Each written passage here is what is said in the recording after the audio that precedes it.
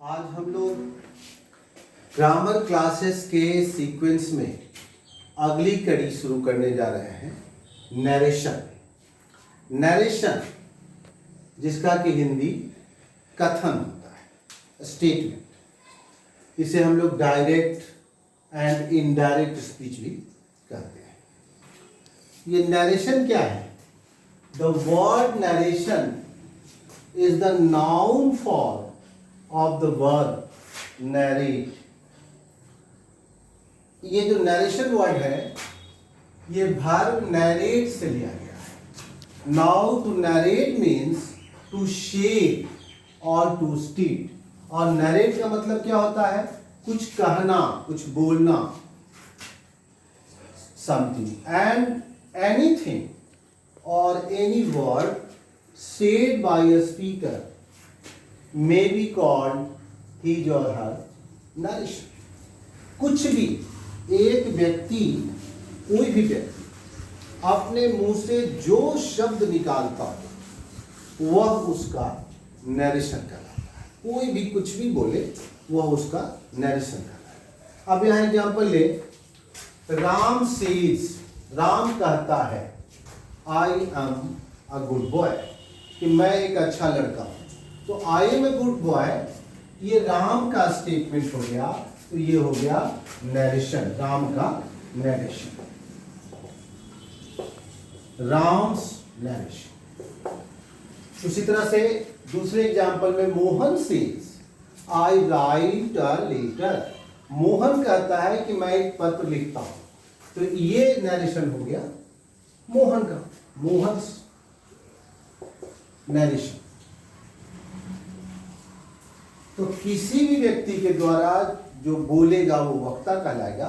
तो वक्ता द्वारा कही गई कोई भी बात नरेशन कहलाता है। इसके दो प्रकार हैं, there are two types of narration. Number one direct speech, इसको हम लोग हिंदी में प्रत्यक्ष कथन कहते हैं। और नंबर टू इनडायरेक्ट स्पीच, इसको अप्रत्यक्ष कथन।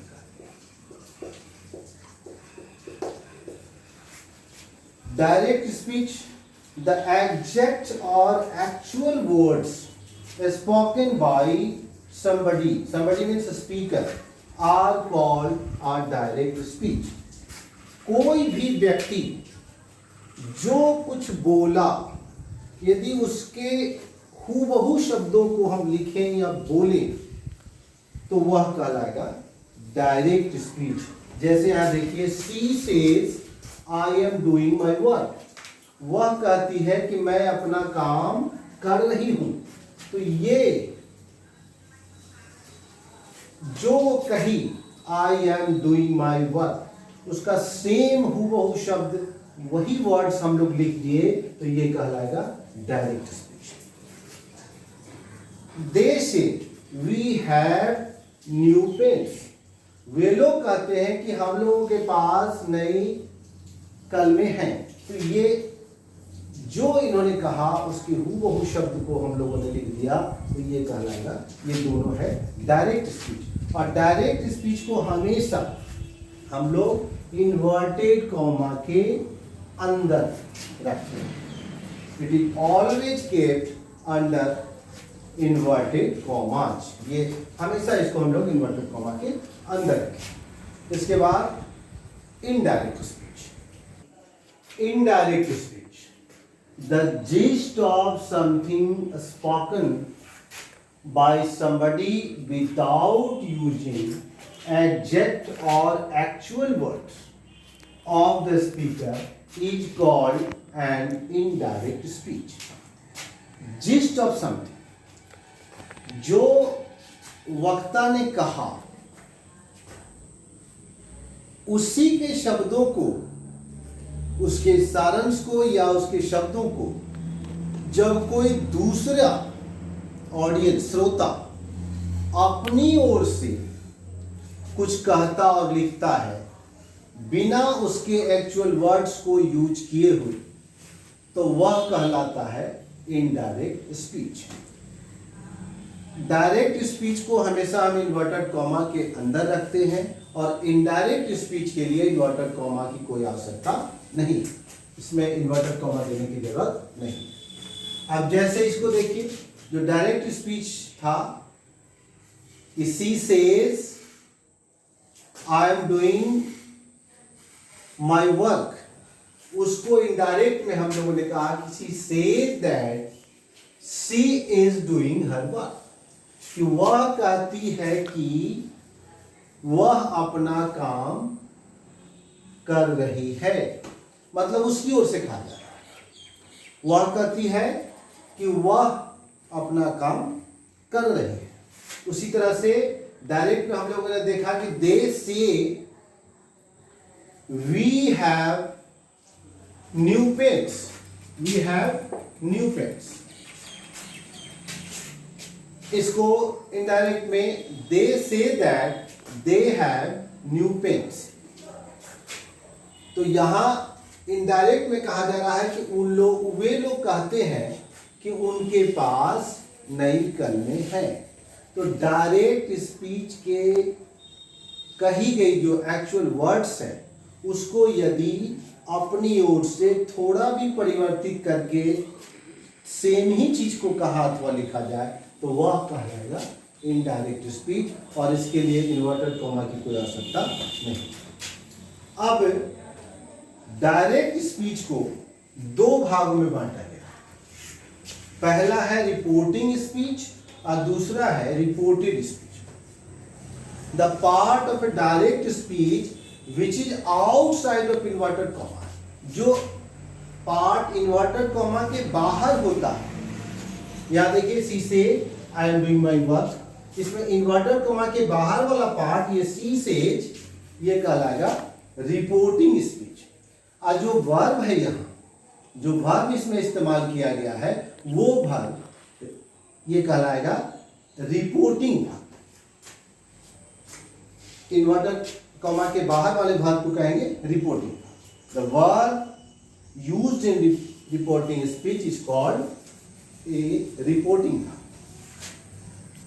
अब reported speech, the part of a direct speech which is under inverted commas is called the reported speech. और जो पार्ट इन्वर्टेड कॉमा के अंदर होता है यह भाग कहलाएगा रिपोर्टेड स्पीच। तो डायरेक्ट स्पीच को दो भागों में बांटा गया, रिपोर्टिंग स्पीच और रिपोर्टेड स्पीच। जो भाग इन्वर्टेड कॉमा के बाहर है ये कहलाएगा रिपोर्टिंग स्पीच, और जो भाग इन्वर्टेड कॉमा के अंदर है वो कहलाएगा रिपोर्टेड स्पीच। और जो भाग इन्वर्टेड कॉमा के बाहर यूज किया गया है वो कहलाएगा ये रिपोर्टिंग भाग। मतलब जिस धर्म की सहायता से ये डायरेक्ट स्पीच को व्यक्त किया जाए वो कहलाएगा रिपोर्टिंग भाग। यहाँ से, टेल, आस्क, इंक्वायर, कोई भी भाग होगा जो इन्वर्टेड कॉमा के बाहर है वो कहलाएगा रिपोर्टिंग भाग, और इन्वर्टेड कॉमा के अंदर वाला ये पूरी बात चाहे जितना भी सेंटेंस हो ये कहलाएगा रिपोर्टेड स्पीच। अब इसके बाद हम लोग देखेंगे कि डायरेक्ट स्पीच से इनडायरेक्ट कैसे बनाते हैं।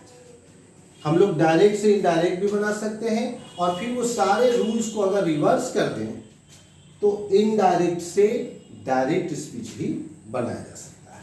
तो इसके बाद हम लोग देखेंगे कि कैसे डायरेक्ट से इनडायरेक्ट स्पीच में बदले जाते हैं। To change a direct speech into indirect speech the following changes take place.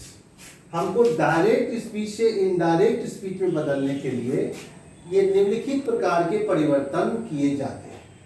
पहला है चेंज ऑफ पर्सन, जिसमें हम लोग सारे person, first person, second person और थर्ड पर्सन को चेंज करते हैं। नंबर 2 है चेंज ऑफ टेंस, इसमें विभिन्न टेंस को भी हम लोग डायरेक्ट से इनडायरेक्ट बनाने में उसका भी परिवर्तन होता है। नंबर 3 है change of other parts of speech, इसमें कुछ पार्ट्स ऑफ स्पीच है जिसका परिवर्तन किया जाता है।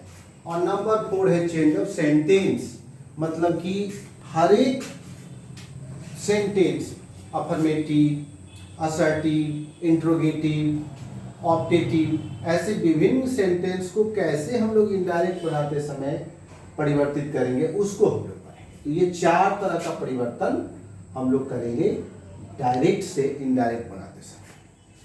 तो हम लोगों ने आज देखा कि नरेशन क्या है, मतलब कि किसी की कही हुई बात को हम लोग नरेशन करते हैं। नरेशन 2 प्रकार के होते हैं, डायरेक्ट स्पीच और इनडायरेक्ट स्पीच। जब वक्ता द्वारा कही गई बात को हूबहू लिखें या बोलें तो वो डायरेक्ट स्पीच है, इसको हमेशा इन्वर्टेड कॉमा के अंदर रखते हैं। और जब अपनी ओर से कुछ भी परिवर्तित करके डायरेक्ट स्पीच में परिवर्तित करके लिखा या बोला जाए तो वो इनडायरेक्ट स्पीच हो जाएगा और उसके लिए इन्वर्टेड कॉमा की जरूरत नहीं है। उसके बाद हम लोगों ने देखा कि डायरेक्ट स्पीच को भी हम लोग 2 भाग में बांट देते हैं। जो इन्वर्टेड कॉमा के बाहर रहेगा वो रिपोर्टिंग स्पीच, और जो इन्वर्टेड कॉमा के अंदर रहेगा वो रिपोर्टेड स्पीच।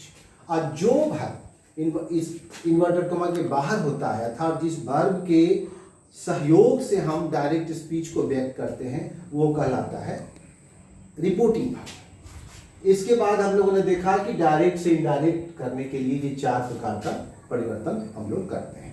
अब अगले क्लास में हम लोग चेंज ऑफ पर्सन शुरू करेंगे। वैसे हर एक अगले क्लास में इसका हम लोग देखेंगे।